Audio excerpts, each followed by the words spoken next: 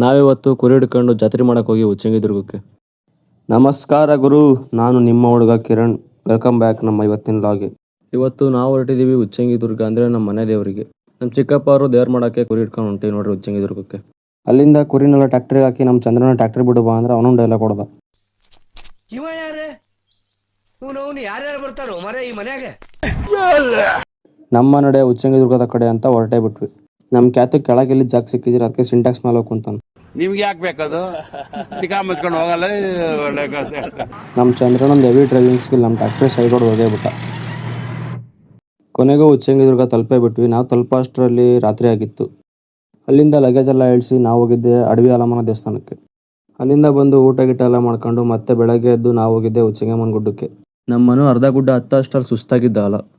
ದೇವಸ್ಥಾನ ಓಪನ್ ಆಗೋದು 6 ಗಂಟೆಗೆ ಅಂತ ಗೊತ್ತಿಲ್ಲದೆ ನಾವೆಲ್ಲ 4 ಗಂಟೆಗೆ ಬಂದು ಕೂತ್ಕೊಂಡ್ಬಿಟ್ಟಿವಿ ದೇವಸ್ಥಾನದಾಗ. ಕಾಯ್ದು ಅಂದ್ರೆ ತುಂಬಾ ಕಷ್ಟನಪ್ಪ.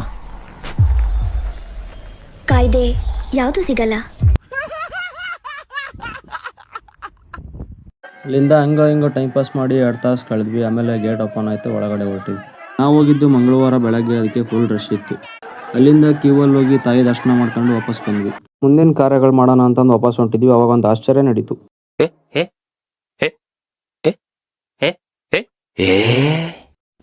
ನಮ್ಮ ಕರಿಯ ತಿರುಗಿದ ರಿಯಾಕ್ಷನ್ ನೋಡ್ರಪ್ಪ ಹಂಗೈತೆ.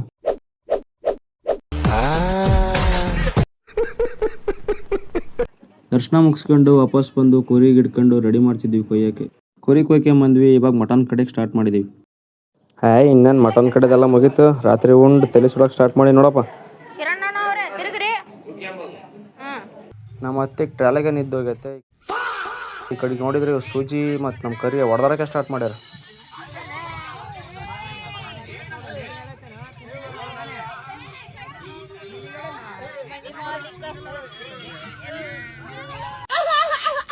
ಅಲ್ಲಿಂದ ಬೆಳಗ್ಗೆ ಎದ್ದು ನಮ್ಮ ನಡೆ ನಮ್ಮ ಊರ ಕಡೆ ಅಂತ ವಾಪಸ್ ಬಂದೇ ಬಿಟ್ವಿ. ಹಿಂಗೆ ಹೇಳ್ತಾ ನಮ್ಮ ಲಾಗ್ನ ಇವತ್ತು ಮುಗಿಸ್ತಾ ಇದ್ದೀವಿ. ಫಾಲೋ ಮಾಡಿರಿ, ಲೈಕ್ ಮಾಡಿರಿ, ಕಮೆಂಟ್ ಮಾಡಿರಿ.